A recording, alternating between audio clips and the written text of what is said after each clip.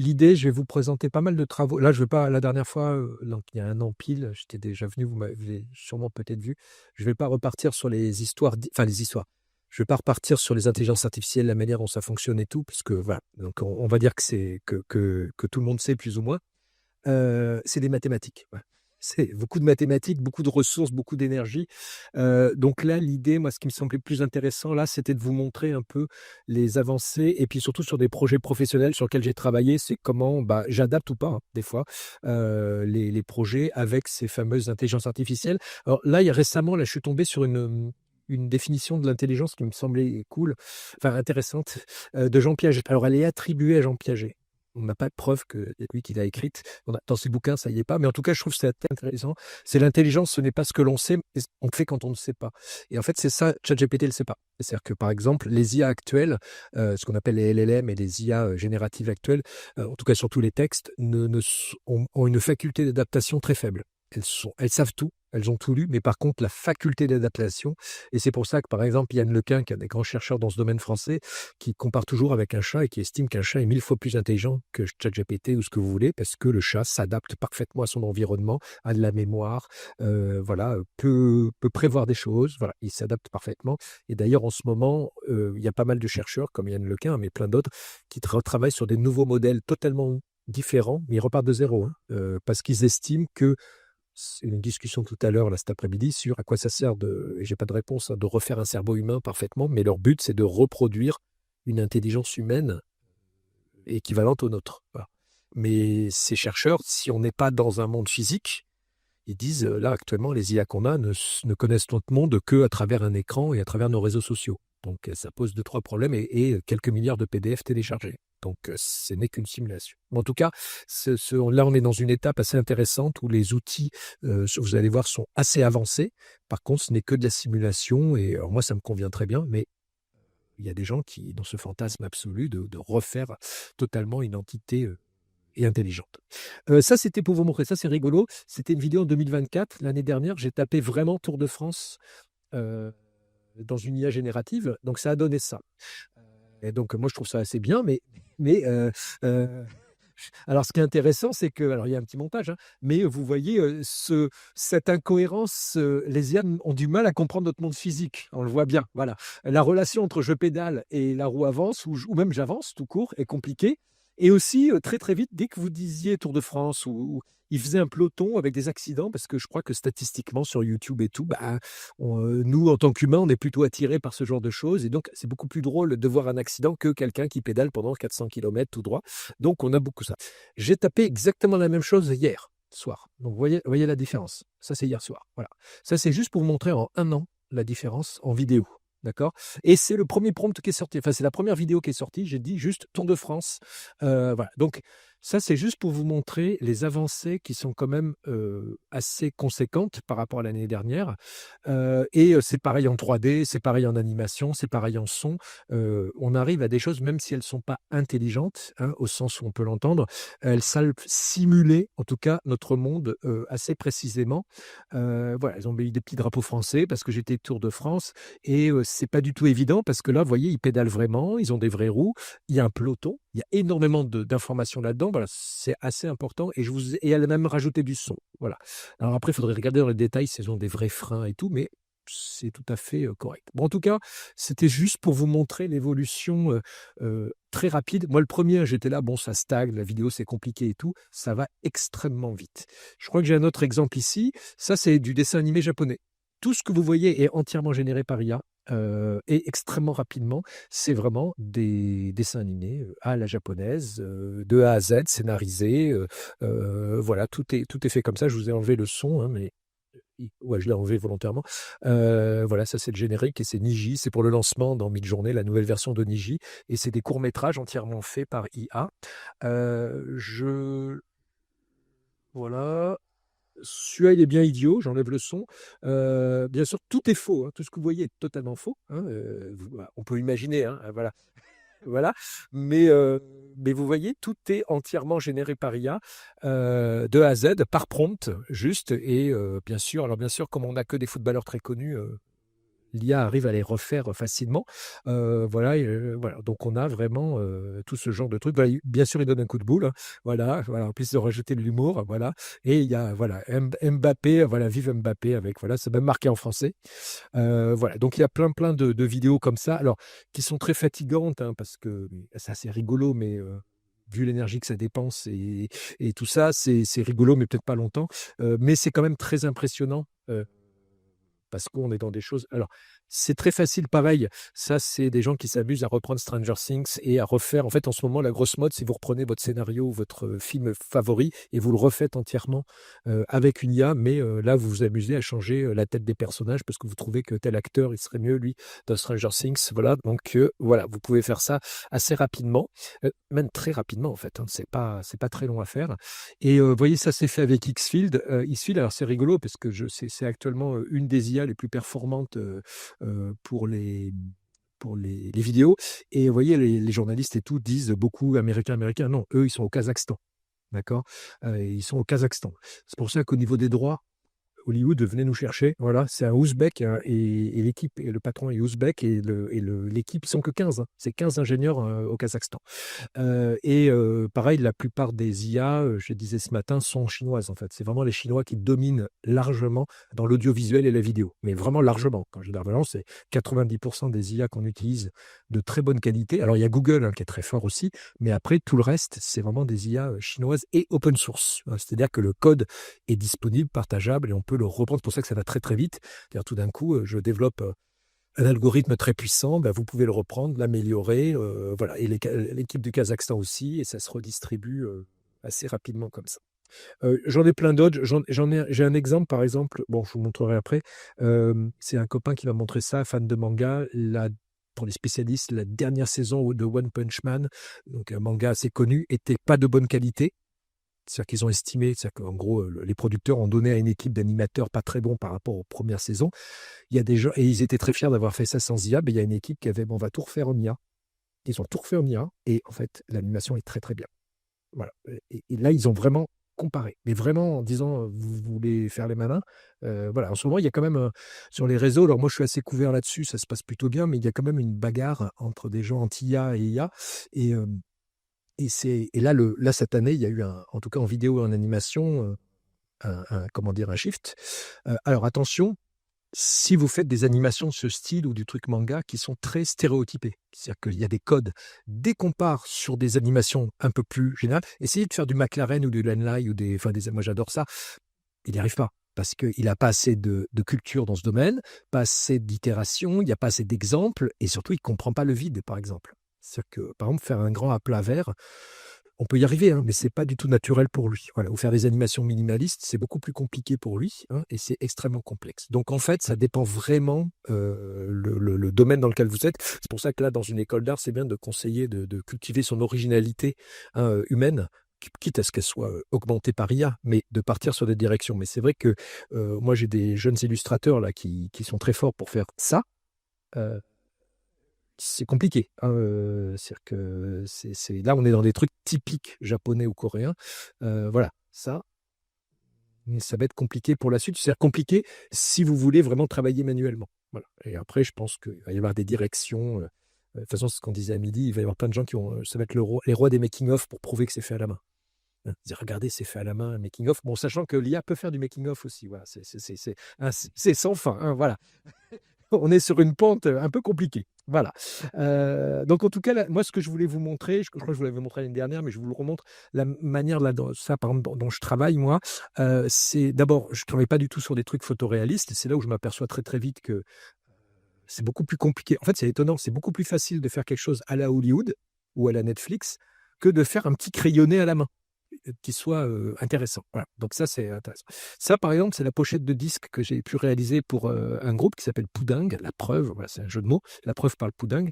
En fait, ce que j'ai fait, c'est que je vous montre mon bureau, il y avait toute une histoire de poissons qui se mangeaient eux-mêmes et tout, voilà. En fait, j'ai généré par IA plein d'images de poissons, style gravure et compagnie.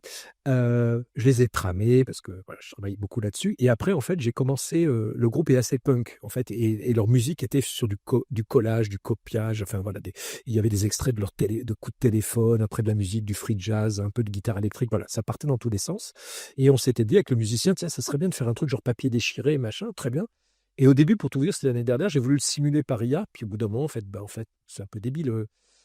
Enfin, c'est un peu idiot, du papier déchiré, c'est quand même très rigolo à faire. Et donc, en gros, ce que j'ai fait, j'ai utilisé l'IA et maintenant, je travaille beaucoup comme ça, comme matière première, de faire mes poissons, mes choses, mes trames et tout, imprimé à différentes tailles. Et après, je l'ai vraiment découpé, collé à la main pour faire à la fin vraiment ça. Voilà. Et sachant que ça, c'est vraiment la photo de mon travail.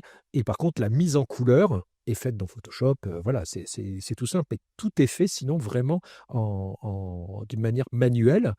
Et pareil, même la typo, c'est des typos, des polices, en tout cas des dessins de lettres manuels, pas manuels, excuse-moi, fait par IA, mais recoupés à la main, recollés et tout, pour faire un peu un truc un peu plus, on va dire, avec un peu de vigueur, entre guillemets. Voilà.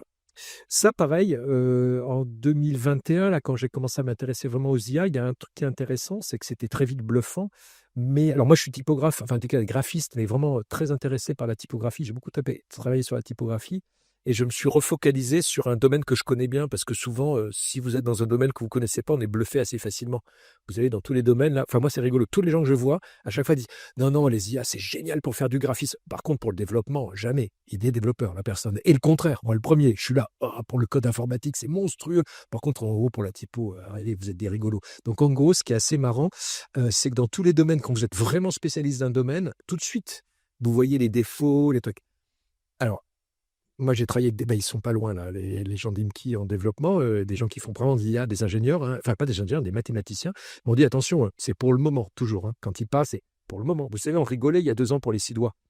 Il me l'avait dit, ouais, enfin, rigolez pas trop longtemps, parce que ça va être résolu ce problème. Hein, voilà. Et donc, en gros, petit à petit, on résout pour eux, c'est des problèmes, hein, on résout des problèmes petit à petit, suivant le cahier des charges qu'on leur donne. Hein. On dit, voilà, dorénavant, je sais pas, il faut faire des lunettes super bien. Bon, ben, on va travailler sur des lunettes. Voilà, et on travaille là-dessus.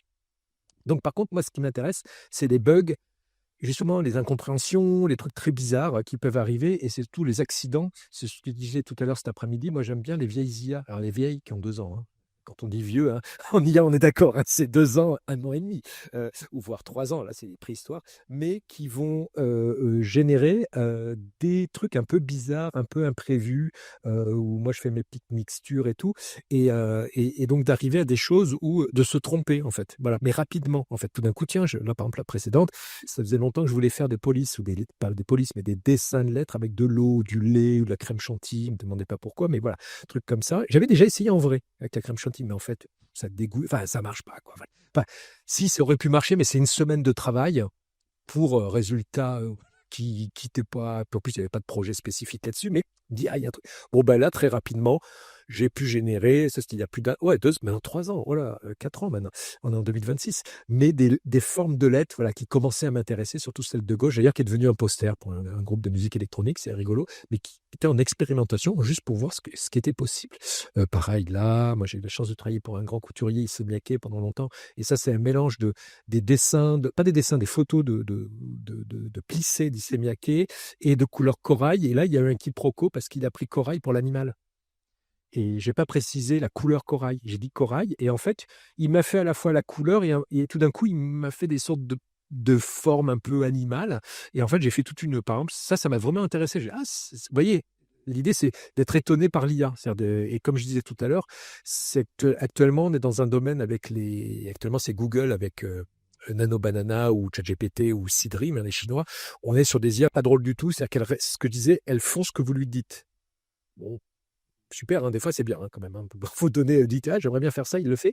Mais par exemple, les IA un peu plus âgées, enfin un peu plus vieilles, elles étaient très folles en fait. Hein. Et d'ailleurs, on parle d'hallucination. C'est exactement ça, moi, qui m'intéresse, c'est de laisser libre cours, alors avec des contraintes un peu, mais dire, tiens, et si tu faisais ça, et si tu faisais ça. Et là, je trouve que c'est intéressant. Et après, c'est l'humain qui choisit. Hein, c'est vraiment l'humain qui choisit. Ah ben justement, là, j'étais sur lisser les papiers, voilà, avec des plein d'expériences X ou Y. Ça, c'était le début des animations, parce que j'ai commencé à me dire, tiens, on pourrait animer tout ça. Et c'est des types d'animations qu'on peut pas faire autrement. C'est-à-dire que, en tout cas, moi, j'ai pas la capacité techniquement, ni à la main, ni en 3D, qui devient très compliqué, d'essayer de voir ce que ça pourrait donner. Là, récemment, il y a 6 mois, j'ai fait la pochette d'un livre pour Sabrina Calvo, qui est une super autrice de science-fiction, et pour la Volt. Et l'éditeur, c'est la Volt. Et en fait, tout est fait à la main, sauf la silhouette au milieu. En fait, il y a une histoire de jardin fantastique et tout. Et Sabrina voulait que je travaille à la main. Voilà, elle a dit, ah, ce serait bien. Donc, il y a de l'aquarelle, il y a de l'acrylique, beaucoup, plein de tests et tout. Puis j'ai commencé à mettre ça en page. Et à un moment donné, on était sur une couverture qui nous satisfaisait, mais qui était un peu décorative. Et en fait, j'ai dit, tiens, on va essayer avec l'IA. Donc, j'ai mis ça dans l'IA. Et en fait, tout d'un coup, en dialoguant avec cette chose, bah, une silhouette est apparue. Voilà. Et en fait, avec Sabrina, on a fait ah, touche à rien. Enfin, pour Sabrina, moi je lui ai dit ah, elle est pas mal celle-là. Et Sabrina m'a dit c'est exactement ça. Donc c'est cool hein, que vous avez l'autrice qui est là, qui dit c'est ça que j'avais dans ma tête. Alors, plus ou moins, hein, mais et donc on l'a gardée et moi je l'aime bien celle-là parce que tout d'un coup c'est un fantôme qui apparaît. Voilà, parce qu'on a parlé d'un être qui était dans ce jardin et tout d'un coup elle a fait apparaître ça. Et après, je lui dis, tiens, ça serait intéressant de générer une police de caractère avec ça. Et donc, j'ai généré une police de caractère. Alors, il y avait, vous allez voir, là, si vous regardez les détails, il y a des trames de télé, parce qu'il y avait une histoire avec des trames de télé. Mais en gros, à partir de cette matière première m'a servi à générer toute une famille de caractères comme ça. Et puis après, j'ai commencé à les animer. Voilà. Et c'est ça où ça a l'air de rien, mais c'était compliqué de faire ce genre d'animation un peu molle et tout. Parce que par défaut, il veut tout faire en 3D, lui. Je me bats contre la 3D. Je dis non, je veux la 2D. Moi, voilà, si je veux de la 3D, c'est très bien. Et là, en fait, c'était assez intéressant. Voilà. Et donc, je m'amuse beaucoup à faire plein d'abécédaires comme ça, et d'alphabets animés, plus ou moins, et avec des formes. Voilà, celle-là, pareil, c'est une sorte de mélange. Bah, je disais, c'était encore sur les vêtements, des photos. Je suis parti de photos de vêtements, là, de plissés, de Miyake, et que je sais plus j'aime bien mélanger des mots et des photos. Et là, je crois que il devait y avoir du papillon, des choses comme ça. Donc, il a fait un mélange d'ailes de papillon mélangé avec des plissés en tissu. Et à chaque fois avec des animations un peu, comment dire, j'ai dit qu'elles étaient sous l'eau, vous voyez, un peu comme un animal qui vit. Voilà, ça c'est en plus grand, voilà, qui marche bien. Voilà, tac. Ah ouais, il y a des petits mouvements un peu bizarres des fois. Voilà, c'est tous mes essais. Là, c'est brut, hein, c'est pas retouché, c'est vraiment les images telles quelles. Et puis après, pareil, ça c'était un autre alphabet. Ça c'était des essais animés. Et puis dans ces animations, j'en ai gardé quelques-unes. Voilà, parce que je fais pas mal d'essais pour garder une cohérence. Et ça, alors je les ai pas là, mais c'est dommage. C'est vraiment partie de petits dessins que j'avais fait, vraiment avec du rouge et du bleu. euh, Vraiment assez précis et assez fin, très, très léger. Et à partir de là, l'IA a interprété euh, mes dessins avec des formes de lettres. Voilà, donc c'est là je l'aime bien. Vous voyez, le S, il est plutôt chouette. Et j'essaye, donc bien sûr, je suis sur des polices de caractère, des alphabets plutôt décoratifs. Et après, là, depuis l'année dernière, je commence à les animer, voir comment ça marche. Voilà. Vous voyez, il fait beaucoup de 3D, hein, ça, il adore ça. Mais pour celui-là, ça marchait bien. Ça, c'en est un autre, elle s'appelle Badaboom, voilà.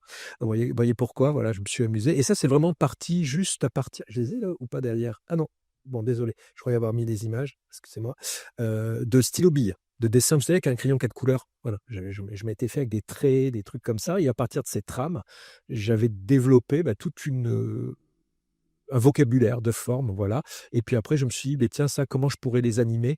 En fait, ça a été long, hein, pour tout vous dire, ça, lui faire comprendre que ça tombe et que ça se régénère, voilà, d'une manière pas du tout réaliste, mais l'idée c'était de faire et puis après j'ai un système où vous pouvez écrire des lettres et des mots comme ça, et ils se forment eux-mêmes, voilà, en animation. Hop. Ça, c'en est d'autres aussi à partir de trames, de dessins, voilà, des choses comme ça. Ça, c'était juste au stylo bille. J'avais fait une première lettre comme ça, puis après, alors l'IA pour moi est très fort pour les déclinaisons, les variations et les déclinaisons. Pour le début, il n'est pas très bon, je trouve. Vous voyez, c'est pas, enfin pour moi, le début, le premier dessin, la première idée, c'est pas du tout. En tout cas, moi, ça me satisfait pas. Je préfère que ça soit moi, et au moins comme ça, je sais d'où on part. Et puis par contre, hop, quand je pars de ça, il est capable de faire plein de variations. Voilà. Ah oui, bah voilà. Ça, par exemple, voilà, ça, c'est des vraies photos que j'avais fait. J'adore, hein. Ça, c'était un workshop à Kamando. On avait fait plein de trucs en papier, voilà, des techniques de pliage de papier, de choses comme ça. Et à partir de ces photos, vous voyez, c'est devenu ça. Parce que j'ai mélangé avec les termes fabrique, papier, tissu. Et comme illustration de départ, j'avais donné plein de pliages. Voilà. Et petit à petit, on est arrivé à faire ce genre de. Enfin, je suis arrivé. Non, vous voyez, je dis on, l'IA et moi. Non, je veux dire je suis arrivé. Voilà. Maintenant, je dis on. Ça y est, je suis passé dans de l'autre côté. Voilà. Je suis en équipe. Voilà. Mais c'est bien de dire on. Voilà. Et donc là, pareil, je lui ai fait pas mal d'essais. Puis à partir du moment où j'arrive à en avoir une, ce que j'ai montré là cet après-midi, quand j'arrive à avoir une image pas mal, c'est celle-là qui devient mon modèle. C'est-à-dire qu'au début, je pars de vraies photos, de vrais dessins, de vrais pillages. J'essaye de voir de quelle manière l'IA interprète tout ça. En plus, il y en a plein différentes IA, hein. Moi, j'aime bien Midjourney, pour tout vous dire.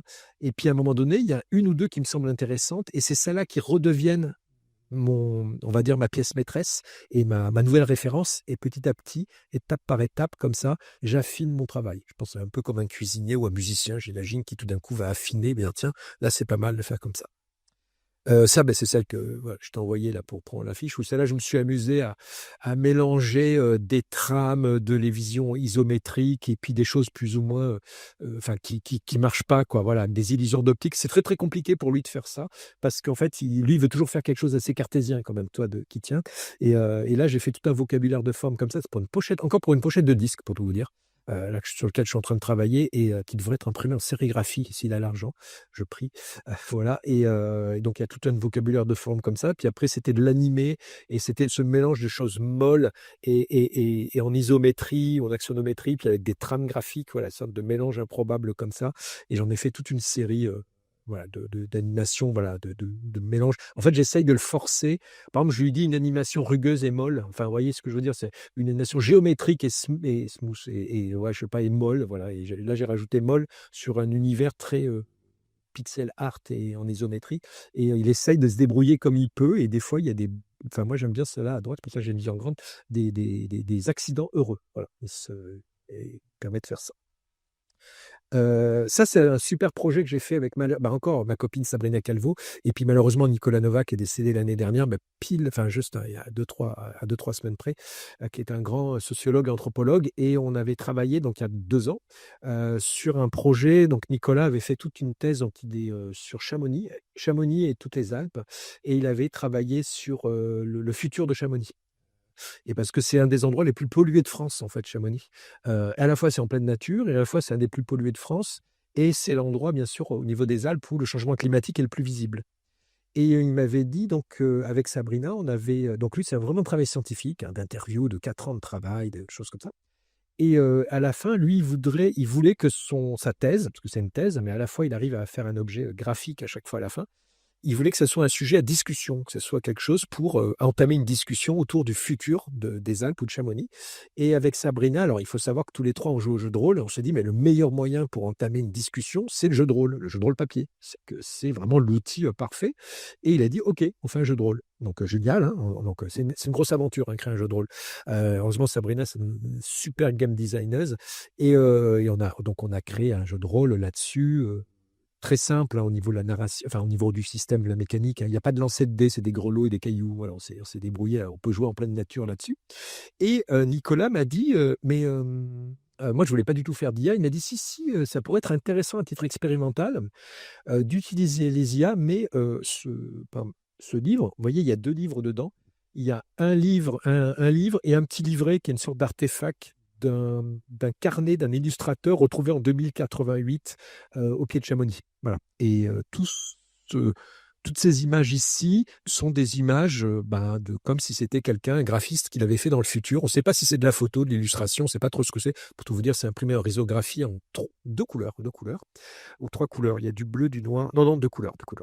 Voilà. Et l'autre bouquin, c'est vraiment les scénarios, les règles, et il y a surtout une chronologie de moins 4000 à plus 2100 sur Chamonix. Donc jusqu'en 2023, tout est vrai. Par contre, à partir de 2023, Nicolas a inventé, alors là, sans IA, le futur, mais vraiment des règles sur les drones, le futur de l'alpinisme, le futur du Tour de France. Et on n'est pas du tout parti sur un futur à l'américaine dystopique avec Terminator et Mad Max, même si c'est australien. On est parti sur un futur souhaitable.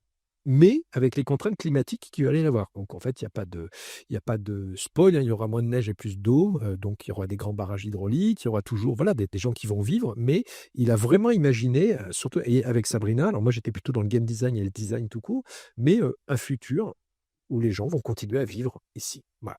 Qu'est-ce qui se passe? Il y a des ZAD, enfin, il y a des zones à défendre, il y a des, voilà, il y a vraiment tout un univers. Mais par exemple, un des scénarios, c'est quand même monter une expo d'art contemporain en 2092 à Chamonix. Alors, parce que les gens vous savez, dès qu'on dit jeu de rôle, c'est Donjons et Dragons. Non, non, on est très loin de Donjons et Dragons. Mais en tout cas, c'était un système pour, comment dire, engendrer une discussion. Et donc, Nicolas me dit, si, ce qu'on va faire, toutes les illustrations avant 2023 sont des vraies gravures, des vraies illustrations ou des vraies photos que lui a pris ou moi. Hein. Donc, c'est des vraies photos, voilà, ou des illustrations. Par exemple, ici, ben, ouais. Par contre, à partir de, voilà, ça c'est 1897, hein, c'est la mer de glace, hein, qui embêtait beaucoup hein, les agriculteurs et les gens du village. Hein, c'est cette langue immense de glace qui descend, maintenant elle n'existe plus malheureusement. Et par contre, vous voyez, 2041, là, ces images sont générées par IA. Alors attention, puisqu'on n'est pas dans un délire ultra techno ni rien, toutes ces images, est-ce que j'ai mis l'illustration? Voilà, on a pris une IA open source sur ma machine. Donc c'était un peu techniquement un peu compliqué. On a ici, de toute façon je vous donnerai le lien, le PDF hein, si vous voulez. On a le lien, là il y a une énorme base de données faite par les gens de Chamonix, libre de droit, de toutes les illustrations qui ont pu être faites, de peinture, de gravure et tout, et qui, moi je me suis arrêté au 19e siècle. Donc ce qui est intéressant, enfin, je trouve, c'est que j'ai entraîné une IA sur un corpus, en gros du 18e au 19e siècle de Chamonix. Donc on a une IA qui elle ne connaît pas la photo. Donc l'IA ne connaît pas la photo, on lui a appris juste ça. Et je lui ai demandé d'imaginer 2 siècles plus tard. Mais par exemple, l'IA ne sait pas ce que c'est qu'un téléphone, ne sait pas ce que c'est qu'une antenne. Vous voyez, et c'était très très intéressant de lui faire, donc d'imaginer le futur avec quelqu'un du XVIIIe siècle. Voilà. Et donc il y avait comme ça un jeu intellectuel là-dessus. Et moi, bah, comme je vous ai montré, je travaille beaucoup. Ça, c'est des vrais dessins faits à la main en collage, et ça, c'est fait par IA. Et en fait, les illustrations finales sont du collage, du montage manuel, parce que j'adore travailler avec la main, j'adore me salir les mains. Plus je travaille avec les IA, plus j'adore me salir les mains. Et puis après, c'est repris en photo, remis, enfin, rescanné et compagnie. Voilà. Et là, par exemple, ici, vous voyez, ça, c'est une affiche. Alors, la typo est faite d'une manière classique, mais c'est un festival de musique en 2042. Donc, on a fait les affiches, on a fait la signalétique, on s'est amusé à recréer un monde comme ça. À quoi pourrait ressembler un abri, à quoi pourrait ressembler, voilà, une chapelle, un refuge, des refuges et des chapelles. Mais là, on lui a donné des vraies contraintes que Nicolas avait par les chercheurs, de dire, par exemple, dans un futur proche, on ne devra utiliser plus de béton, plus de verre, on ne doit utiliser que des roches locales. Donc, en lui imposant des contraintes, voilà, à l'IA. On lui dit, voilà, tu vas dessiner. Donc, il m'a proposé plein de choses comme ça. Pareil, les refuges. À quoi pourrait ressembler un refuge dans la montagne? Là, ce serait un centre de calcul de Google, hein, de refroidissement, et c'était mélangé avec des formes de flocons, pour tout vous dire, et des cristaux. Voilà. Et tout d'un coup, il a commencé à générer des images qui nous semblaient intéressantes. Ouais, c'est un système de refroidissement pour calcul intensif. Voilà, ça c'était des images. Alors, elles étaient en noir et blanc, et après, moi, je les ai colorisées. Et là, c'est des images liées aux légendes, parce qu'il a aussi pris les vraies légendes des Alpes et il les a continuées. Il a dit, bon, ben voilà, je sais pas, le dahu, je pense que vous connaissez le dahu, hein, cet animal qui n'a pas les jambes, c'est génial, hein, c'est la plus grande invention de l'histoire du monde, qui a un animal à 4 pattes, mais qui a les 2 pattes à gauche, par exemple, de pas la même hauteur que celui de droite, et on ne peut pas l'attraper sauf le jour de la pleine lune, parce qu'il change de côté, et donc il tombe. Parce qu'il a les jambes, voilà. En fait, il a continué cette histoire, voilà. Et après, moi, j'ai illustré. Donc là, par exemple, à droite, c'est une légende que je connais pas, qui est typique des Alpes. C'est une sorte de loup-garou, mais c'est une femme qui se transforme en oiseau la nuit, voilà. Et j'ai donné ces textes à une IA, et elle m'a généré des images. Alors, pour tout vous dire, à partir de dessins que j'ai fait, voilà, hein, c'était une petite bidouille, sachant que j'ai fait ça il y a 3 ans, hein, donc c'était vraiment très artisanal. Là, pareil, c'est à quoi pourrait ressembler. On s'amusait sur les cèpes de table, enfin les assiettes en céramique, hein, dans le futur. Et c'est un mélange de flocons de neige, voilà, de différentes images. Et sachant que les couleurs, par contre, c'est ça qui est intéressant, sont liées aux vraies couleurs qu'on pourrait faire. En fait, si je me rappelle bien, les lacs autour de Chamonix ont augmenté en moins de 20 ans de 3 degrés ou de 2 degrés, ce qui est énorme. C'est vraiment énorme. Et donc, tout d'un coup, de nouvelles algues sont arrivées qui posent plein de problèmes, comme d'habitude. Mais à partir de ces algues, on peut faire du cyan et de l'orange. Et donc, on est parti sur des données vraiment scientifiques en disant, ben voilà, à disposition, on aura des algues qui vont pouvoir donner tel type de pigment. Et donc, on a dit à l'IA, bon, ben, dorénavant, enfin, on a dit oui, je lui ai dit, voilà, tu vas utiliser plutôt du orange et du cyan ou du bleu marine plutôt pour faire les pigments des assiettes. Et voilà, ça donne ça. C'est un petit livret, hein, un petit livret un peu plus que le A5, voilà, qui montre tous les. Alors, bien sûr, toutes les images sont liées au à l'histoire, hein, voilà, parce que là on voit juste des illustrations, mais c'est toujours voilà, ce bouquetin, on le retrouve hein, à trois cornes là-dessus. D'ailleurs, très drôle, pas très drôle. Vous voyez la troisième corne au milieu là? En fait, il n'a jamais pu la gérer. En IA, jamais. C'est comme faire un homme avec un seul œil. Statistiquement, c'est trop compliqué pour lui. C'est pour ça que c'est intéressant, là, en tout cas en tant que designer ou futur illustrateur ou graphiste, tout ce que vous voulez, c'est de partir dans des zones où c'est s'arracher à la statistique. C'est-à-dire que lui, faire un bouquetin avec trois cornes, c'est pas possible parce que lui, statistiquement, dès que vous dites le mot bouquetin, il y a deux cornes. Et pareil, là, le prochain projet, c'est pour ça que j'y pense, j'ai voulu faire un cyclope. Alors peut-être que maintenant, il va y arriver, mais il y a 2 ans, il n'y arrivait pas parce que un homme a toujours deux yeux, même s'il peut y avoir des accidents, des choses comme ça, mais statistiquement, 99,9999 des gens, dès qu'il y a un visage d'homme, il y a deux yeux. Et donc, dès que vous sortez un peu de la statistique, sinon vous pouvez faire un monstre. Mais dès que vous voulez quelque chose d'assez comme là, hein, comment dire, reconnaissable, voilà, facilement. Voilà. Par contre, là, il me l'a fait, ça, vous voyez, il me l'a fait très bien, facilement. Par contre, faire ça, d'ailleurs, on le voit un peu là, c'est un peu de la bidouille de Photoshop. Hein. J'ai un peu triché, voilà, parce que j'y arrivais pas. Pareil, là, c'était un autre projet il y a 2 ans, justement avec l'équipe qui est à Strasbourg d'Imki, hein, avec Frédéric Rose. Il m'avait proposé un projet assez fou. Là. C'est bien, j'ai commencé en vrai. Là, c'était le baptême du feu avec les IA. C'était au théâtre immersif. Donc, c'est un spectacle immersif, ce qu'on appelle. Donc là, pour tout vous dire, il y a 23 vidéoprojecteurs qui sont camouflés et qui arrivent à projeter partout, là, jusque-là. Et partout, toute la scène. Donc, vous êtes totalement immergé dans la scène. Alors, juste pour vous donner, là, on a du mal à voir la taille. Ça fait 80 mètres et ça fait 30 mètres de haut. Ou 60, non, 80 mètres, 60 mètres de haut. Lui fait 7 mètres de haut, là, la statue. C'est juste pour vous dire la taille, hein, c'est vraiment gigantesque. Donc, c'est très dur à filmer, mais bon, je vous montre ce que ça donne. Donc, c'est un spectacle de 45 minutes entièrement. Alors, la contrainte, qui était un peu spéciale, c'était toutes les images doivent être générées en IA. C'était il y a 3 ans, c'était une sorte de performance. Par contre, les animations que vous voyez sont entièrement générées, c'est dans After Effects, hein, parce qu'à l'époque, il était hors de question de faire des vidéos, c'était pas possible. Surtout que la résolution de ce que je me rappelle, c'était 17 000 pixels de large. Hein. Donc c'est vraiment des résolutions énormes, hein, immenses. Donc ça, c'était totalement impossible, sachant que les images qu'on pouvait faire, c'était 512 sur 512 pixels. Ça, c'est moi, c'est un test technique. C'est moi qui me filme et j'ai dit à l'IA, tu mets la tête de Zeus à la place. Voilà. Voilà. Donc c'était pour faire des tests. On l'a enlevé parce que ça faisait peur aux gens. Voilà. Parce que ça, sur 80 mètres de long, ça fait peur en fait. Parce que j'ouvrais la bouche, c'est drôle, moi je trouvais ça drôle. J'ouvrais la bouche et je mangeais des gens. Et en fait, parce qu'il y avait des petits, hein, il y avait des enfants aussi là-dedans. C'était vraiment de 3 ans à 99 ans. Voilà. Mais en tout cas, là où ce que m'a aidé l'IA, c'est que je devais faire, pardon, en français, j'avais une contrainte, c'est que le son était déjà plus ou moins fini et il y avait 12 ou 13 tableaux qui étaient tous complètement différents, comme un théâtre. Il y avait des tableaux, et chaque tableau racontait une époque de la création du monde vue par les Romains et les Grecs. Alors, surtout les Romains, parce qu'on est un théâtre romain. Et donc, je devais faire au début les entités primordiales, les premiers dieux, les déesses, les muses, voilà, le Minotaure, le labyrinthe, l'arrivée des humains, voilà. Donc, et il fallait qu'à chaque fois, ça soit d'une manière esthétiquement vraiment différent, qu'il y ait des cassures comme ça.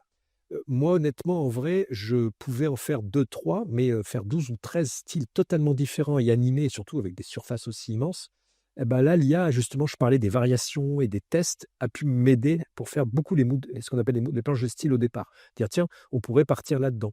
On pourrait partir là. On pourrait partir sur ce genre de jeu. Là, c'est des tests, hein, c'est pas le final. C'est des tests. Là, par exemple, à un moment donné, j'ai une forêt entière qui pousse autour de vous. J'ai réussi à dessiner un premier arbre qui me plaisait. Et en fait, là, j'ai dit à l'IA, tu me les décliner. Là, j'ai pu en faire 50 autres. Donc, j'ai dessiné un, vraiment, de manière classique, dessin, Photoshop et tout. Et après, j'ai demandé à l'IA de faire des déclinaisons dans tous les sens. Et ça m'a beaucoup aidé. Pareil pour la forêt, la jungle, sous l'eau. Voilà, il y a plein à un moment donné, il y avait même comme du pixel art, comme des grosses briques et tout d'un coup, tout s'écroulait. Et on voulait un rendu plutôt photoréaliste, par exemple, des fois, et des fois pas du tout. Vous voyez, ça, c'est des d'affreux dessins faits dans un avion, pour tout vous dire, avec Frédéric Rose. Et puis après, j'ai commencé, c'était juste pour lire, tiens, j'aimerais bien des statues moitié abstraites, moitié, on va dire, statues classiques. C'était il y a 4 ans, ça, hein, presque. Et en fait, et en plus, j'avais un cahier des charges où je devais dessiner, je sais plus combien, 250 dieux et déesses. Parce qu'il y en a, c'est vraiment très compliqué. Et surtout, truc assez drôle et qui m'a fait très peur au début, c'est quand j'ai commencé dans mes prompts à dire Dieu ou déesse, j'ai eu que, alors comment il s'appelle, Chris Hemsworth, j'avais que le mec de Thor. Vous voyez l'acteur pas américain, je sais plus. Vous voyez donc qu'avec des physiques d'acteurs actuellement d'Hollywood surmusclés. Alors que je dis, ben non, moi je veux une esthétique comme on a au musée du Louvre ou comment dire, ou en Grèce, voilà, des canons esthétiques plutôt proches de la Grèce antique ou romain. Et pareil, dès que je disais déesse, les femmes avaient des tours de poitrine pas possibles, c'était Wonder Woman, vous voyez. Et en fait, j'étais là, mais comment je vais y arriver? Donc le truc, c'est de ne pas utiliser Dieu et déesse et d'utiliser les noms grecs. Et là, tout d'un coup, dès que vous utilisez les noms grecs et pas anglais ou français, tout d'un coup, il va vers un univers. C'est ce que j'ai expliqué ce matin, l'espace latent, c'est-à-dire que c'est son univers. Tout d'un coup, il va dans l'univers plutôt scientifique, entre guillemets, et ses références sont plutôt au Louvre que dans les Marvel, parce que Marvel est dominant dans la culture américaine. Pareil là avec Nicolas Nova pour les plantes, à un moment donné, j'ai fait tout un herbier, j'ai dû prendre les noms scientifiques de ces plantes, parce que sinon, lui, tout ressemble à une marguerite. Hein. Quand vous dites des plantes, c'est des roses et des marguerites. À un moment donné, je dis, ben non, non, moi je veux. Et donc là, je suis allé dans Wikipédia et j'ai pris le nom scientifique. Voilà, petit tip, si vous voulez faire un truc très précis, par exemple en didactique visuelle, à un moment donné, vous prenez le vrai nom scientifique et là, tout d'un coup, il dit, ah ok, je comprends dans quel le contexte. Voilà, je veux pas que tu fasses un petit truc décoratif. Voilà, donc là j'avance et là, vous voyez, à un moment donné, on est arrivé, là, le monsieur du haut, c'était le style graphique qu'on voulait parce que tout d'un coup, c'était des choses un peu photoréalistes et qui commençaient à s'animer et ça faisait un effet assez étonnant quand même, en immense comme ça, surtout dans un théâtre antique. Voilà. Vous voyez, ça faisait de choses comme ça. Voilà, ça c'est de labyrinthe. Alors en vrai, voilà, ça par exemple, ça a été fait entièrement sur Illustrator. De toute façon, l'IA, alors en tout cas il y a 2 ans, ne comprenait pas le concept du labyrinthe. Une entrée, une sortie. Enfin, vous voyez, c'est quelque chose de vraiment très humain, ça, le labyrinthe. Et surtout, elle était incapable de faire des lignes droites. Ce que je disais, elle peut pas faire des aplats. Elle n'est pas faite pour faire des silences, des lignes droites, des choses comme ça. Maintenant, beaucoup mieux. Hein. Ils ont amélioré ça. Mais à l'époque, c'était très compliqué. Donc ça, c'est fini dans Illustrator. Voilà, je vais assez vite. C'est des vraies photos. Hein. Un peu non, même pas surboosté, mais avec un temps d'obturation très long. On avait des projecteurs laser. C'est incroyable, ces projecteurs. Ça fait des couleurs. Je ne sais pas si vous avez testé, mais c'est encore plus flash que sur votre écran. Non, vous voyez, moi, j'ai fait pas mal de vidéoprojections il y a 20 ans. Et en fait, quand vous êtes sur votre écran, vous êtes toujours déçu quand c'est projeté. Parce que ce qui est normal, c'est comme imprimé en offset. Hein, vous avez des couleurs super flash. Là, c'était encore plus flash. C'est assez étonnant, technologiquement. Là, pareil, on devait faire à la fin tous les systèmes solaires, mais c'est des vrais systèmes solaires dessinés par les Romains. Et ce qui est drôle, c'est qu'ils savaient que la Terre était ronde, et tout ça tournait, mais par contre, ils pensaient quand même que la Terre était au centre. Intellectuellement, c'est dur à animer parce que vous remettez toujours le soleil au centre. Ah ben non, c'est la Terre qui est au centre. Voilà. Donc là, c'était vraiment fait à partir de vraies gravures et dessins qui ont été honnêtement refaits dans Illustrator. Voilà, plein de petits tests. Et ça, par exemple, vous voyez, à un moment donné, j'étais dans une recherche, je les ai gardés, puis ça me plaisait bien. Et puis, je me suis dit, tiens, ça me plaît bien, et voyez ce que ça donne à la fin. Et sachant que là, l'image de base, elle fait que 512 sur 512 pixels. Donc, en fait, ce qu'on a fait, c'est qu'on a tout vectorisé. Et donc, j'ai dû choisir des styles graphiques, des fois, avec des aplats de couleurs pour le vectoriser, parce que sinon, on avait un problème de résolution. Voilà. Donc, j'ai eu un esclave qui s'appelle Nicolas Gavrilenko pendant 2 semaines. On a vectorisé ensemble. Voilà, il travaillait avec moi tout le temps. Voilà, c'était assez marrant à faire. Voilà, ça, c'est mes petits arbres. Je vais assez vite là-dessus. Voilà, vous avez compris. Voilà. Mais en tout cas, là, le résumé de ça, ça m'a permis d'attaquer un projet déjà d'envergure immense. Hein. Normalement, c'est une équipe de 30 personnes, ce genre de truc. En plus, il y avait des délais très courts, 3 mois. Enfin, c'était assez hallucinant. Et surtout, esthétiquement, j'ai pu balayer un champ assez large. Ça, c'est un autre projet fait l'année dernière au Lido. C'était pendant les Jeux Olympiques, donc il y a presque 2 ans maintenant, enfin 1 an et demi. C'était la même chose avec des vidéoprojecteurs et c'était en fait, ils savaient le Lido. Alors, le Lido, il n'y a plus de danseurs ni de danseuses. Hein, c'est vraiment maintenant des spectacles de comédie musicale ou de concerts. D'accord. Et ça, je me suis bien amusé parce que, en fait, il y a des. J'ai eu ça. c'est pas moi qui l'ai fait tout seul, mais c'est moi qui ai programmé les trucs d'eau et tout. J'ai fait du graphisme avec de l'eau, j'adore. Avec on peut tout programmer, hein. On écrivait des textes avec de l'eau, voilà. Et en fait, c'était les 4 saisons de Vivaldi. Alors vous vous dites, oh là là, qu'est-ce que c'est ce truc? Mais revu et corrigé avec le réchauffement climatique, avec un musicien qui était assez marrant, Spinozzi, qui s'appelle, et qui avait entièrement refait en moitié électronique, moitié. Alors à la fois avec un orchestre vraiment classique et à la fois avec de l'électronique et avec des voix. Enfin voilà, il s'était bien amusé sur revisiter Vivaldi. Et le cahier des charges, c'était de faire les 4 saisons. Pareil, vous êtes dans un spectacle totalement immersif autour de vous, vous voyez, avec des styles graphiques, une fois de plus, extrêmement différents, hein. Et là, par exemple, vous voyez, tous les petits personnages, je vais vous montrer après, sont générés par IA. Par contre, les animations sont faites à la main, par encore Nicolas et moi, parce qu'en fait, les animations mécaniques, il en est incapable. Vous voyez, il arrivait à faire pas mal un vélo ou un Tour de France, mais dès qu'on a une horlogerie, pour l'instant, ça marche très très mal, puisqu'il n'a pas cette notion de géométrie ni de physique, hein, de choses comme ça. Donc lui, il dit, bon, bah, ça devrait tourner une montre, mais il ne sait pas trop quoi faire.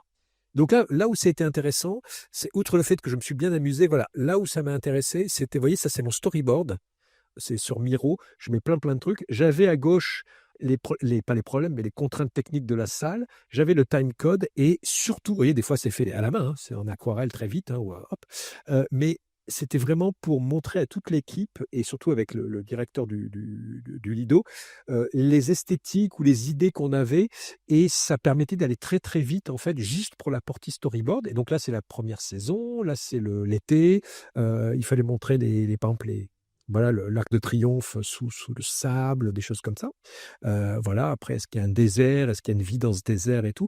Donc ça a pu aller relativement vite. Pareil, après, on avait des contraintes, il fallait absolument montrer la tour Eiffel et tout. Là, on avait tout un délire du musicien qui voulait absolument qu'on ait des animaux. En fait, il était dans un futur où les animaux avaient tellement mangé de plastique qu'ils étaient devenus eux-mêmes en plastique, mais vivants. C'était comment représenter ça? J'étais là, bon, ben voilà. Mais on s'est bien amusé. Voilà, ça c'était des tests, vous voyez. Voilà, le fond de l'eau. Est-ce qu'il y avait des gros ballons partout? Voilà, c'était vraiment complètement délirant, hein, des fois. Et puis pareil, à la fin, c'était l'hiver total dans Paris. Tout est gelé. Voilà. Je ne sais pas si vous avez vu le film comme Le Jour d'après ou des trucs comme ça. C'était l'idée de voir des panoramas comme ça. Donc ça, c'est le storyboard, juste pour donner les idées. Et après, on s'est réunis tous autour de la table parce qu'il y a beaucoup de mécanique, hein. Il y a un ballon gonflable, il neige vraiment. On a tout eu, hein. Là, ils ont tout mis comme système, sauf les drones. On devait avoir des drones. Et pour tous les, vous savez, ils sont partis, les drones. Ils sont partis en Ukraine. Des drones qu'on avait réservés. Voilà, des petits drones, voilà, qui sont partis en Ukraine. Et après, on a décidé d'un commun accord. Qu'est-ce qu'on faisait en 3D? Parce que la Tour Eiffel, par exemple, elle est vraiment faite en 3D, avec des modeleurs qui sont venus, une équipe 3D. D'autres, pour le désert, on a beaucoup pris de vrais plans filmés dans le désert. Et puis, par contre, pour les petits jouets, par exemple ici, ça s'est fait en IA. Vous voyez, ça, c'était ma soirée avec le designer son, avec le musicien. On est tombé d'accord sur cette esthétique assez rapidement. Toi, j'ai vraiment travaillé avec lui côte à côte. Et puis, petit à petit, après, on a décidé de l'animer. C'est là où on a pas pu animer d'une manière automatique. Et surtout qu'en plus, c'était très grand. Ça fait complètement le tour de la scène. Et on a fait, là, c'était un peu au temps moderne, hein, un peu comme les temps modernes, mais avec des animaux en plastique qui chacun soit animés différemment. Mais donc, c'est un mélange là de travail d'animateur manuel mélangé avec des images générées en 3D, en 3D, générées par IA, voilà, par exemple.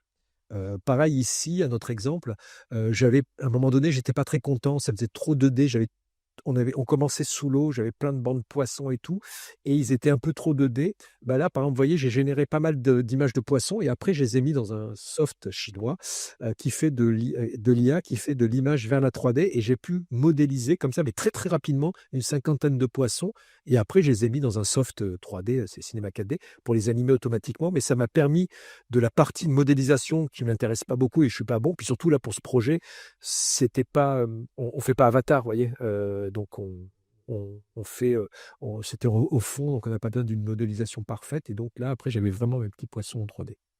Voilà, et ça, c'est juste pour finir. Puis après, je vous montrerai, pour tout finir, un objet. Ça, j'ai travaillé cet été pour un musicien qui s'appelle Jean-Baptiste Loussier. Vous connaissez peut-être son papa, c'est Jacques Loussier. C'est un musicien qui a mélangé, un des grands spécialistes de Bach, et qui mélangeait en fait du jazz et Bach. Voilà. Et son fils, lui, c'est plutôt Bach. Il n'a pas eu le choix, de toute façon. Et de la pop, en fait. Et il voulait faire un clip qui s'appelle Dream, donc rêve ou rêverie, et c'était tout basé sur ses souvenirs d'enfance.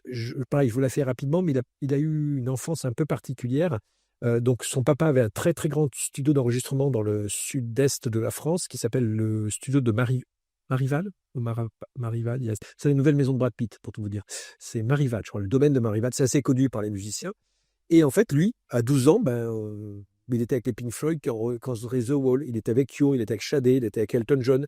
Mais vous savez, quand vous avez 10 ans ou 8 ans, c'est normal. En fait, il y a des gens qui viennent travailler avec votre papa. Voilà. Et en fait, c'est assez marrant. Il est parti sur ses souvenirs d'enfance, donc très précis, hein. Il m'a donné des photos. Il m'a donné vraiment, hein, à cette époque, Robert Smith ressemblait à ça. David Gilmour, il était comme ça. Roger Waters, comme ça. Il faisait ça, il faisait du tennis. Sade, elle était dans la piscine.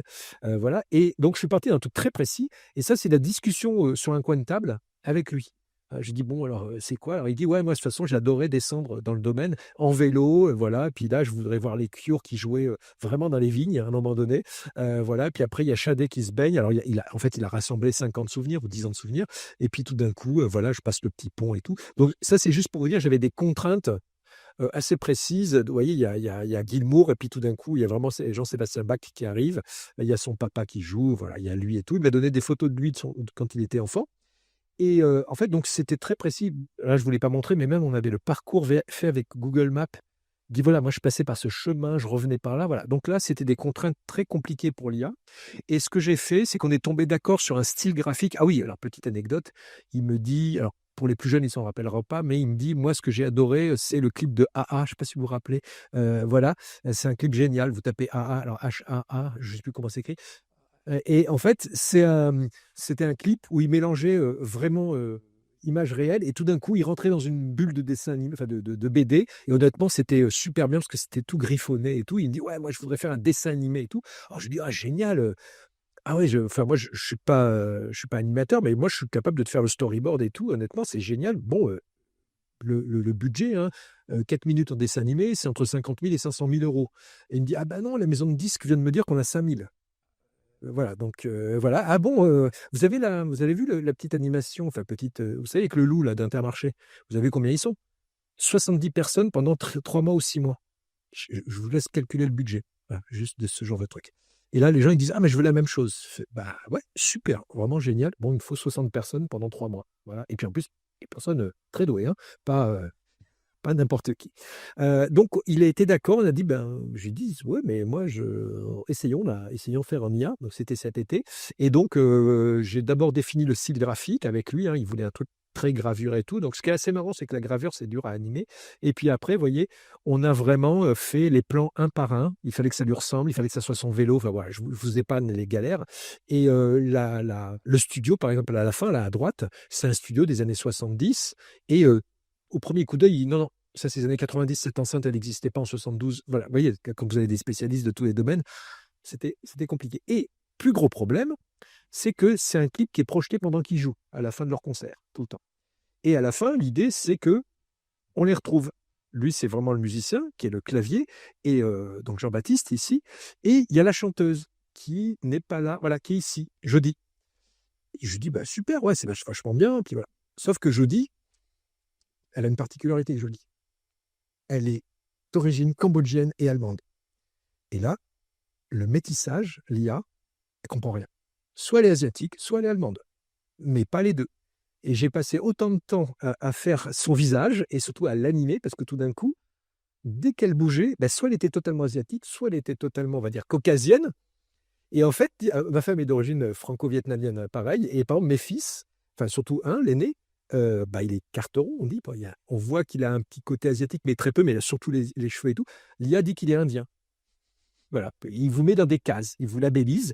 Et dès que vous êtes un peu dans des zones, voilà, le mélange, c'est vrai, cambodgien-allemand est assez rare. Lui, c'est quoi? Donc j'ai galéré, c'était l'enfer. Et par exemple, David Gilmour, aucun problème, parce qu'il est très connu. Hein, c'est guitariste ou bassiste? Guitariste, hein, Gilmour. Ouais, c'est Waters qui est le bassiste.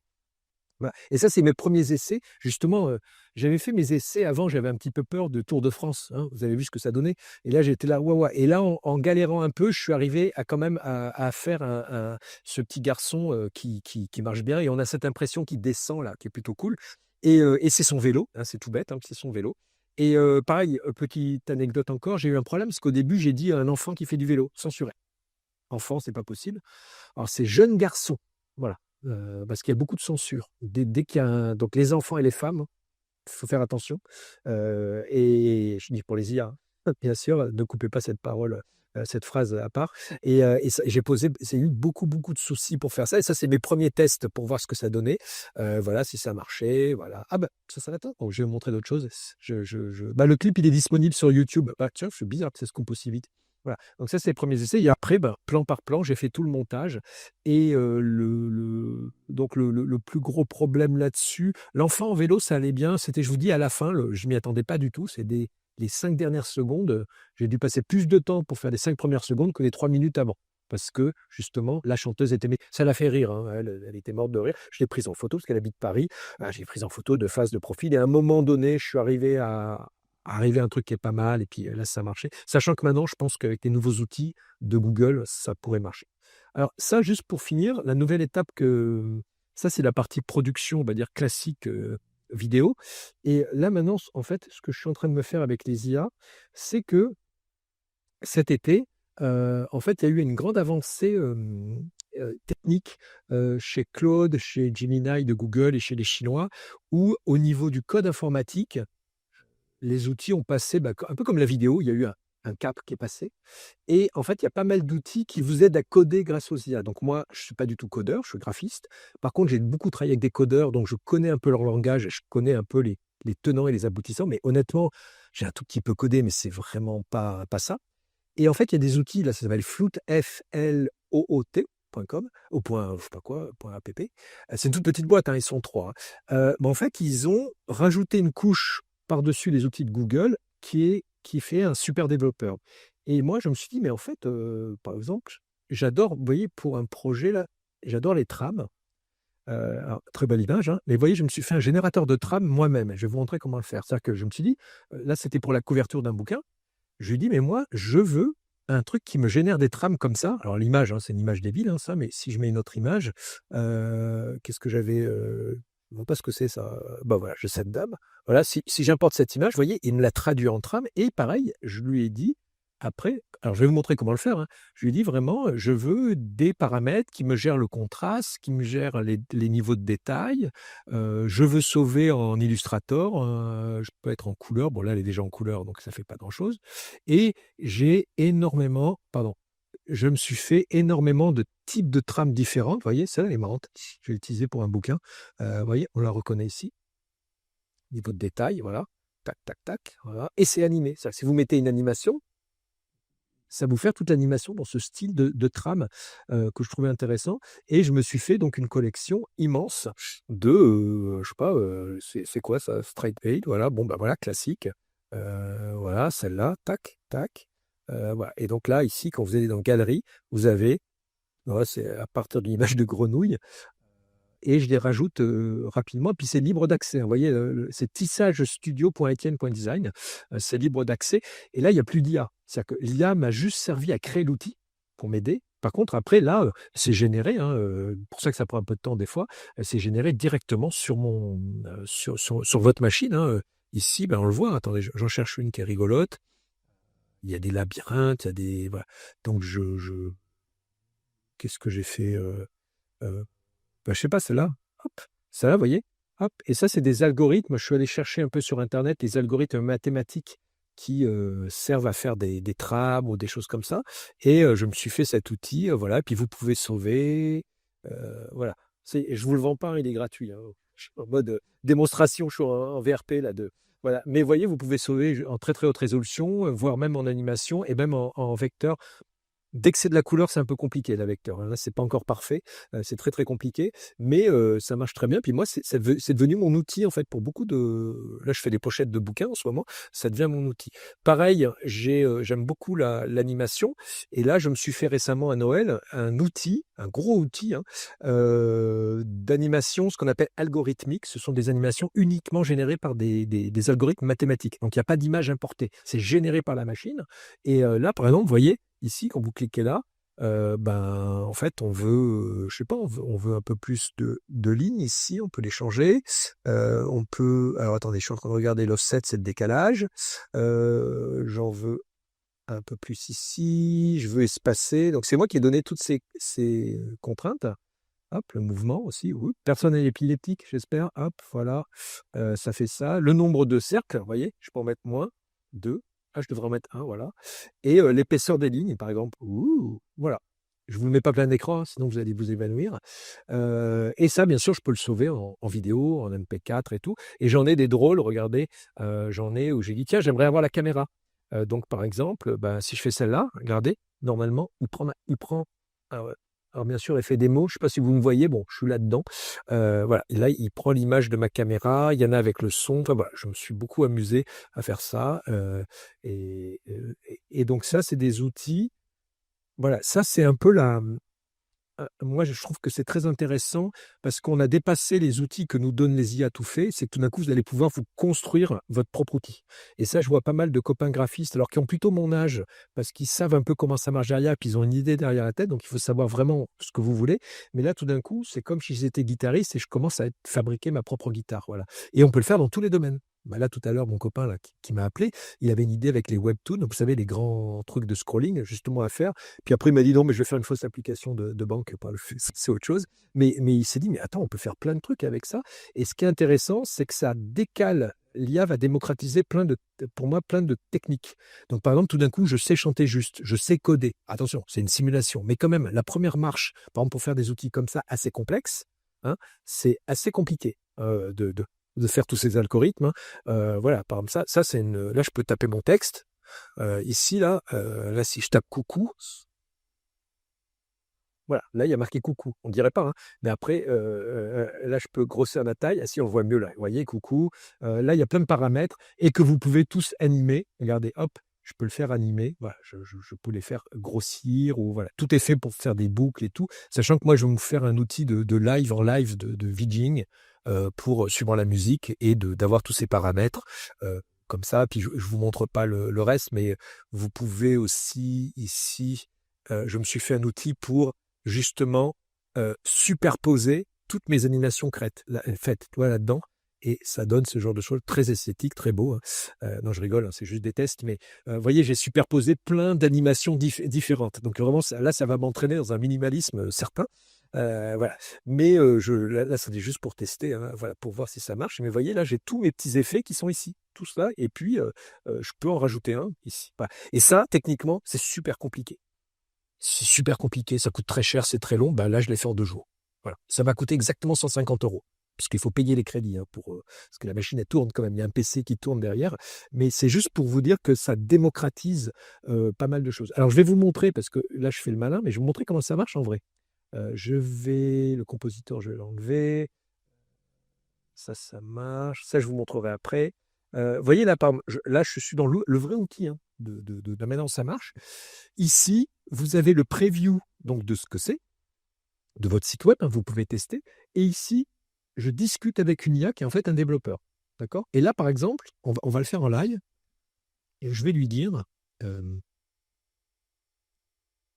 je voudrais un nouveau module qui simule le vent et les particules et qui soit sensible au mouvement de ma souris. Voilà, là, c'est parti. Donc là, je l'ai dit, j'ai parlé, hein, je peux taper. Là, il est en train d'analyser. Là, vous ne le voyez pas, il est en train de penser. Là, il est en train de dire qu'est-ce qu'il me raconte. Brrr. Donc là, c'est comme si vous parliez avec quelqu'un qui vous explique ce qu'il faut faire. Et des fois, il vous dit, bon, voilà, j'ai 2 solutions techniques. Tu peux faire ça ou ça. Je te préviens, celle-là, vraiment comme avec un professionnel. Bon, ben voilà, il y a 2 options, on peut faire ça. Et là où c'est vraiment, enfin moi, là-dessus, là pour tout vous dire, avant, les IA m'ont fait halluciner, mais là, c'est une étape. Et je suis pas tout seul, hein, on est plein enfin en tout cas dans mon écosystème, dans ma bulle informationnelle de Facebook, de LinkedIn et compagnie, plein de copains à moi ou copines font ça. Tout d'un coup, tout le monde, mais on s'est dit comme ça, t'as fait ça? Bah ouais, je me suis fait mon outil, ça me manquait. Bah j'ai demandé à un truc comme ça de le faire. Et là, vous voyez, ça y est, il code. Là, il code. Là, il est en train de me le coder. Là, il travaille.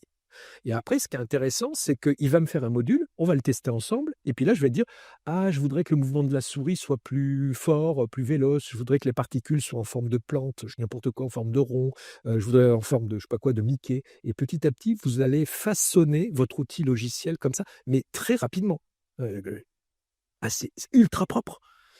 Et alors attention, des codeurs me l'ont revu, ils m'ont dit c'est ultra bien. Par contre, c'est dur à relire parce que ça n'a pas été écrit par un humain. Ouais, tu vois, Ah si, si, à fond. Ah, il le commente. Il peut même, enfin, tu peux lui dire commenter même par Shakespeare, enfin, tu vois, si tu veux, ça peut être drôle. Toi, ah oui, oui, c'est bon ça, l'humour de geek, tu vois, j'ai fait, voilà. Mais, et là, regarde, il est en train de le faire, là, il update. Alors en plus, je suis en connexion avec mon téléphone, hein, et donc, voilà. Là, vous voyez, alors regarde, c'est intéressant, des erreurs ont été, c'est-à-dire qu'il débug lui-même. C'est ça la grosse avancée depuis 3-4 mois. C'est qu'avant, voilà. Et là, c'est pareil. Ça y est, c'est fini. Alors, on va le tester en live. Alors, qu'est-ce qu'il me dit? Il s'appelle Particles, pardon, dans Flowfield. Donc, on va taper Wind. Alors là, il recharge. Si je tape Wind. Ah oui, j'ai fait un truc hier qui est pas bien. Donc, c'est pour ça qu'il prend du temps. J'ai voulu que les petits previews soient tous animés. Il y en a 310. C'est pas très malin.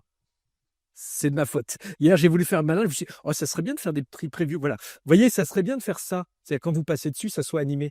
Voilà, comme ça. Voilà. Ben, en fait, non. Alors voilà, WinParticle, ben, il vient de me le faire. Vous voyez, ça, il vient de me rajouter un module. Et regardez, ça marche. Vous voyez, je bouge avec la souris. Voilà. Et là, par exemple, vous allez dire, ah, je le voudrais plus smooth, plus mou. Par défaut, il m'a rajouté des paramètres. Voilà, les turbulences, par exemple. Regardez, plus ou moins fort. Exactement. Non, pas du tout. Il est le codeur de Alphabet, Frédéric Durieux, m'a écrit, m'a dit, mais c'est incroyable, il est dessus. Alors, moi, je suis pas développeur, mais imaginez des développeurs avec du talent et créatifs là-dessus. C'est-à-dire que tout d'un coup, ça les augmente. Alors, soit il y a deux catégories. Soit il y en a qui vont se coucher. Non, mais vraiment, hein, qui disent, bah, en fait, voilà. Et d'autres, au contraire, qui disent, oh, mais tout ce que j'aurais aimé faire. Il y a des gens très créatifs. Par exemple, Frédéric Durieux, c'est celui qui a programmé dans les années 90, 2000, l'alphabet. Il m'a dit, mais moi, je suis à fond, enfin, bravo, un, bravo. Et puis deux, mais moi, ça me donne des nouvelles idées parce que lui qui est à très haut niveau en développement, bah, il va aller beaucoup plus loin. Ouais, c'est à moi. Et regardez, et là, alors pareil, je me retrouve vraiment à vendre des logiciels. Moi, je devrais être payé pour, alors que c'est moi qui paye pour les avoir. Et là, regarde, Publish. Hop, automatiquement, là, il va me le publier. Là, c'est moi qui ai mis ça, parce que sur Eken.design, mais il me crée une adresse automatique. Et là, tu l'as en ligne. Et là, vous pouvez, bah, vous faites Procedural Studio Eken.design, vous me trouvez, et vous y allez joyeusement, et vous jouez à ça. Voilà. Ouais, automatiquement. Bah là, maintenant, il est revenu là. Regarde, quand je reviens en arrière, il est revenu là-dedans. Alors, je sais plus où, hein, c'est pour ça que j'ai mis un moteur de recherche maintenant là-dedans. Et en fait, petit à petit, voilà, vous peaufinez. Ce qui est intéressant, c'est que vous prenez un algorithme et vous le peaufinez petit à petit. Vous dites, tiens, je voudrais. Mais comme si tu travaillais avec un développeur ou un musicien, toi, tu travailles avec un musicien, tu dis, ah ouais, c'est pas mal. Par contre, la batterie, je verrais un truc un peu différent. Tu peux essayer. Et après, il vous fait un programme et tout est fait en JavaScript là. Voilà, il y en a plein. Enfin, voilà. Là, j'en ai un paquet, voilà, et surtout, après, moi, ce que je fais beaucoup, c'est que je rajoute des paramètres. Voilà. Voilà, je rajoute des paramètres. Je lui dis, voilà, les lignes, je les donne comme ça, la rapidité, la force, ou au contraire, je le veux plus petit. Enfin, voilà. Bon, après, est-ce qu'il y a alors, c'est quoi ça? Voilà, là, j'ai mis des tracés. Vous voyez, là. Hop, ici, je vais faire plus court. Voilà. Bon, là, il ne sait plus où il habite. Ah oui, pardon. Voilà, oups, voilà, vous voyez, quand je change les paramètres, tout d'un coup, ça me crée de nouvelles images. Et puis à tout moment, voilà, ben, je lui ai dit, tout en bas, pardon, tu me l'enregistres. Voilà. Et là, il est en train de me l'enregistrer en version 2K, 4K, ce que je veux. Mais c'est moi qui lui ai demandé tout le temps. Voilà. Alors des fois, ça peut prendre un peu de temps sur des problèmes de. Et ça, c'est de ma faute. Comme je suis pas développeur, des fois, je m'exprime mal. Et il y a un quiproquo, vous savez. Mais c'est comme dans tout domaine. Si vous n'êtes pas musicien, tout d'un coup, dans le contexte des musiciens, il dit mais non, ce mot veut dire ça. Et pareil, en développement, hier, par exemple, il ne comprenait pas que c'était, bref, l'exportation et pas ce qu'on voyait à l'écran. Enfin voilà, il y avait un problème de vocabulaire. Voilà. Donc ça, c'était juste pour montrer, pour finir là-dessus, où on peut faire à peu près. Voilà. Et en plus, regardez, il vous explique. Voilà, sensible à la souris, le vent de base, la traînée vigile. Toi, il va t'expliquer le mode d'emploi. Et puis après, toi, il te dit, bon, le nombre de particules, c'est entre 100 et 2000. Puis là, je vais lui dire, bah non, le nombre de particules, moi, j'en veux 40 000. Puis après, il va me dire, ouais, mais il est comme un vrai développeur. Il dit, pas de problème. Par contre, je te dis, sur ta machine, ça va peut-être un peu ramer. Mais voilà, pas de problème. Voilà. Donc, ça, c'était pour vous montrer ces outils plutôt rigolos. Et puis là, bon, ça, c'est pas très grave, là, le Foot. Mais là, je me suis fait un outil pareil de générateur de discussion de graphiste et où j'ai mes petits personnages là ici. Ouais, ouais, ouais, j'ai tout fait là-dedans. Et en fait, ici, je peux lui dire, donc je vous montre en vrai, les workflows, là, ce que je montrais tout à l'heure, je me suis fait un petit générateur de discussion.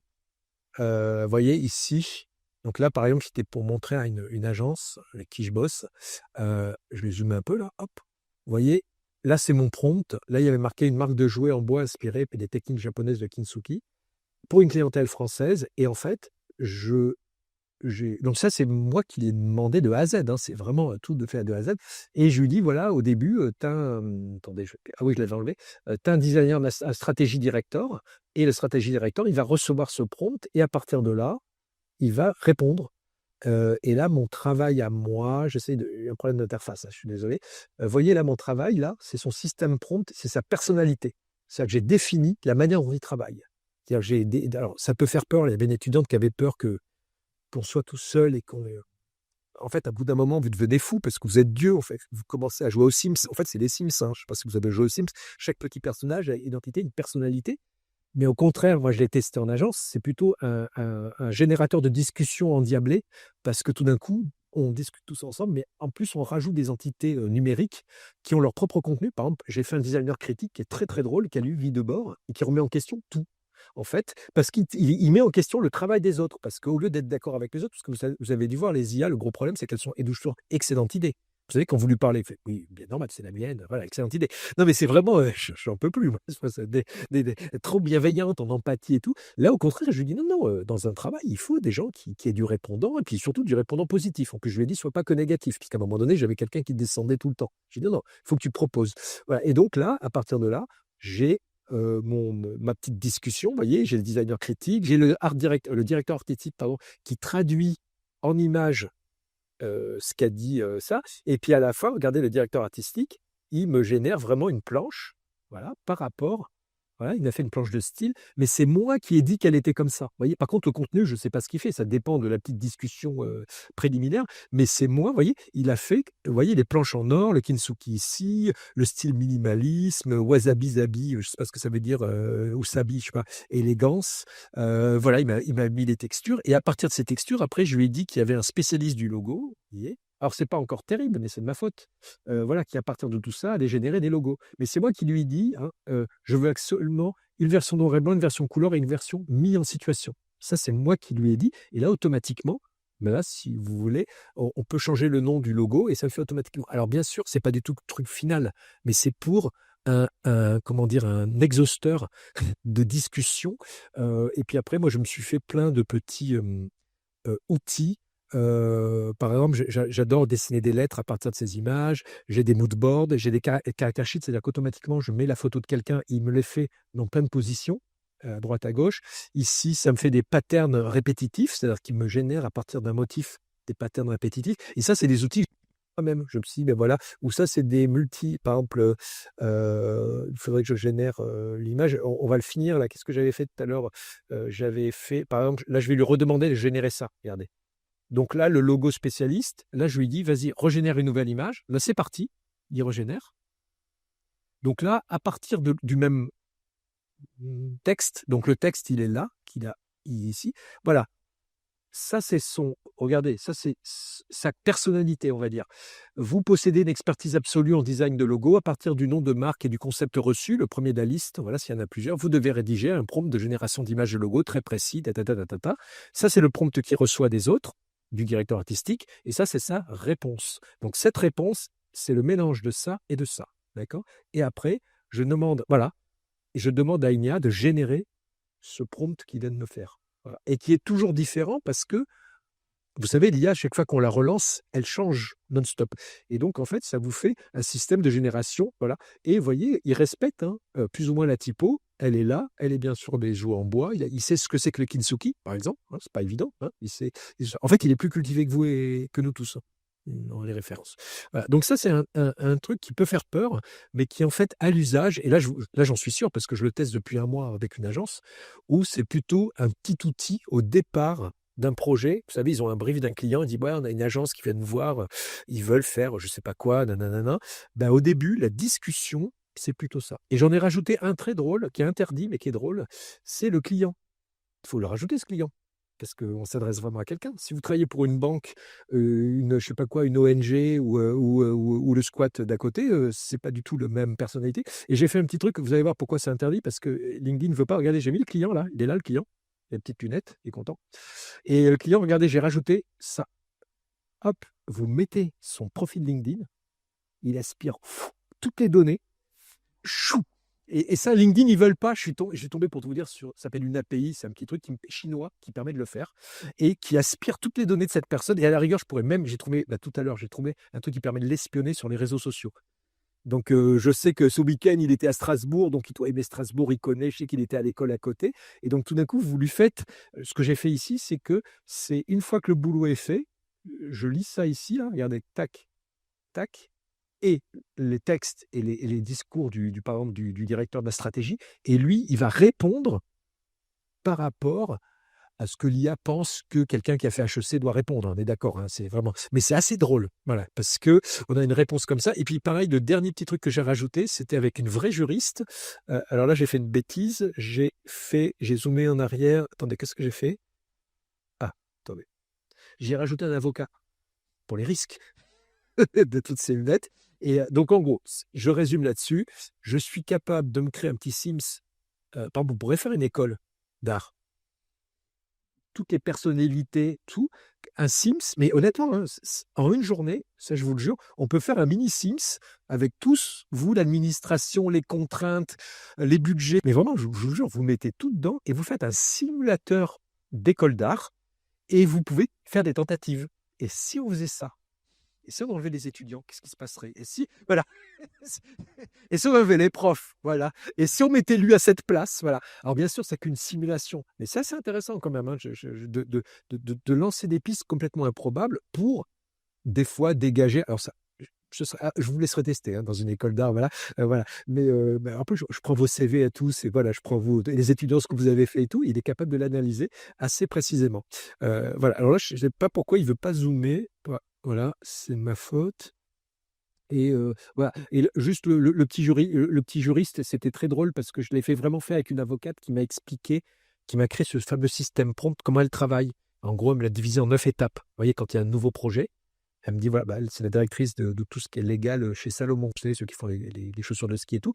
Elle dit, voilà, moi, dans mon travail, tac, tac, tac, tac. Et les 4 premières parties sont, si ça ne me dérange pas de le déléguer à une machine. C'est de la jurisprudence, c'est de l'analyse de texte, vous savez, d'être au courant de tout ce qui se passe, des trucs européens. Dit ça, je dois le faire, hein, c'est mon métier, mais c'est pas la partie la plus passionnante, c'est plutôt, comme tout le monde, c'est plutôt à partir de ces données, qu'est-ce qu'on fait maintenant de créatif, qu'est-ce qu'on propose et tout. Et ça marchait vraiment très bien, là, je l'ai testé. Ouais, enfin, c'est pas une IA, c'est ChatGPT derrière. Mais regarde, enfin, ChatGPT ou là, j'ai mis Gemini, regarde, toi, mais j'en ai plein d'autres, hein. Tu choisis, voilà. Mais ça, c'est moi qui, pour tout dire, je suis en train de tester. Mais moi, là, quand je vais le sortir, parce qu'en fait, le problème, là, je ne peux pas vous le donner. Les deux autres, là, que je vous ai montré, là, les trucs d'animation et tout, c'est en ligne, vous l'utilisez comme vous voulez, pas de problème. Ça, là, je peux pas, parce qu'à chaque fois que vous cliquez, ça me coûte un centime. Parce que je fais appel à une IA qui dépense de l'électricité, hein, et Google me le facture. Donc là, pour l'instant, je suis en train de regarder. J'aimerais bien l'ouvrir, parce que là, je travaille avec une agence, mais je suis avec eux, donc je sais ce qu'ils font, hein. C'est-à-dire que ça ne me coûte pas plus de 20 euros par jour, pardon. Voilà. Mais là, je peux pas le donner à tout le monde. Mais voilà, regarde, chaque module. Attends, j'ai un problème de zoom. Attends. Ah, voilà. Attends, je vais quitter. Hop, je vais le lancer. Et dans l'historique, j'étais dans Flow. J'étais là, moi. Ah, mais je comprends pourquoi j'étais en mode. J'étais pas vraiment dans le site web, j'étais dans l'outil là. Et donc c'est pour ça qu'il y avait un petit problème là. Là, juste pour voir, je vais aller directement sur l'outil. Non, je vais rester là parce que j'ai mis un mot de passe, hein. Parce que si quelqu'un tombe par-dessus, c'est vraiment en ligne. Donc si quelqu'un tombe par-dessus par hasard, en fait, dès que vous cliquez, c'est rigolo, c'est la carte bleue d'Étienne qui est débitée. Donc j'ai mis plein de sécurité. Voilà. Là, par exemple, vous voyez, ce matin dans le train, j'ai rajouté un nouvel IA qui est vraiment open source et qui est beaucoup plus, comment dire, et tous les serveurs sont en Europe, voilà, qui est un peu plus, on va dire, éthique avec plein de guillemets, hein, mais en tout cas qui fait plus attention. Et voilà, donc là, j'ai rajouté ça. Voilà, là, je vais le refaire full screen. Je me mets là. Regarde, là, quand je fais ici, c'est ma Creative Squad. le art director, ici, elle est là. Alors, j'ai fait des petits trucs, vous avez vu, il suit ma souris les yeux. Je clique ici. Ici, vous pouvez toujours l'améliorer. Voilà. Parce que voilà, là, il est vierge, mais voilà tout ce que je dis. Votre rôle est de traduire la stratégie en émotion visuelle. C'est vous qui définissez la grammaire de l'image, couleur, lumière, texture, pour que les spécialistes, graphistes, photographes, sachent exactement dans quelle direction aller. Ouais, ça, c'est moi qui. En fait, mon boulot, ça a été ça. C'était de donner des directives à mes petits agents. Et c'est ce que je suis en train de faire et je le teste pour savoir, parce qu'il est bête hein, quand même, hein, on est d'accord. Donc des fois, il fait n'importe quoi. Donc je lui dis non, non, fais pas ça. Voilà, je dois lui dire la palette chromatique exprès, voilà, pédagogue de l'image, le curateur, voilà, je lui donne des rôles. Même du coup. Alors là, il y a des trucs un peu bizarres là. Voilà, vous devez partir du prompt reçu. Voilà, par exemple, voilà, des fois, il inventait. Donc je lui dis non, tu pars de ce qu'on te donne. Parce que des fois, il dit ah, j'ai une idée. Non, non, t'as pas d'idée. Bah oui, il était directeur artistique. Il dit j'ai des idées. Non, non, tu n'as pas d'idée, toi. L'idée, elle vient du directeur de la stratégie ou du brief. Mais vous voyez, j'ai été obligé. C'est assez rigolo. Enfin, honnêtement, c'est très drôle à faire. Voilà. Et puis, voilà. Voilà. Et pareil, il était très, très bavard comme moi. Vous voyez, je lui dis moins de 2000 signes. Parce que tout d'un coup, ça saturait en mémoire. Et en fait, le truc qui recevait l'image, il faisait n'importe quoi parce qu'il recevait un dictionnaire. Donc, il dit bah non, je peux rien faire. Voilà. Et en fait, là, tout le travail est ici. Voilà. Donc, vous voyez, là, j'ai tout fait. Et elle est où ma legal advisor? Voilà, elle est ici. Ma petite juriste, hop, et il faut que je clique ici pour la voir. Voilà, votre rôle de juriste à partir du concept, votre méthode, vous voyez, ça c'est vraiment ce que m'a dit la juriste. Hein. Voilà ma méthode, là, là, output, machin. Et là, c'était moins 3006, vous rédigez la synthèse, voilà. Oui, voilà, session de droit, GDRPD compliance, fair use, voilà, elle m'a mis les bons mots-clés quand vous travaillez par exemple chez Salomon, elle m'a dit voilà, le droit, vous savez, c'est immense. Donc elle a dit non, non, il faut restreindre le système à un droit lié à la propriété industrielle, voilà, dans votre domaine. Voilà. Et je l'ai testé avec les gens de comment ça s'appelle? C'est Maison Berger qui font des petites lampes, voilà, on l'a testé là, ils m'ont dit c'est bon, parce que là ils vendent des trucs en verre avec de l'alcool dedans. Donc, les normes européennes et dans le monde entier sont très strictes là-dessus. Vous imaginez, vous transportez des trucs avec de l'alcool, ça peut fuir, ça peut voilà. Et on l'a mis là-dedans. Et ils m'ont dit ouais, parce que là il y avait le juriste qui dit oui, il a raison. Ta, ta, ta, ta, ta, ta. Et il a fait la liste des trucs qu'il fallait. Il m'a dit bah oui, je peux pas vous dire le contraire. Il a raison, voilà. Parce qu'il est allé voir. Mais là, pourquoi c'est bien? Parce qu'elle m'a vraiment donné voilà, les IP compliance, les mots-clés, en fait. Hein, c'est comme toujours, elle a mis des mots professionnels et j'ai vu la différence. Voilà. Voilà, voilà. Donc après, je pourrais vous parler des heures, mais en tout cas, ça, vous pourriez faire la petite école ici. Hein, je vous laisserai faire. Et vous les faites discuter entre eux. Voilà. Et celui qui est bien, c'est lui. Hein, c'est le design critique. Voilà. Lui, le designer critique, il est très très bien parce qu'après, tout ce qui a été dit, je le renvoie vers lui.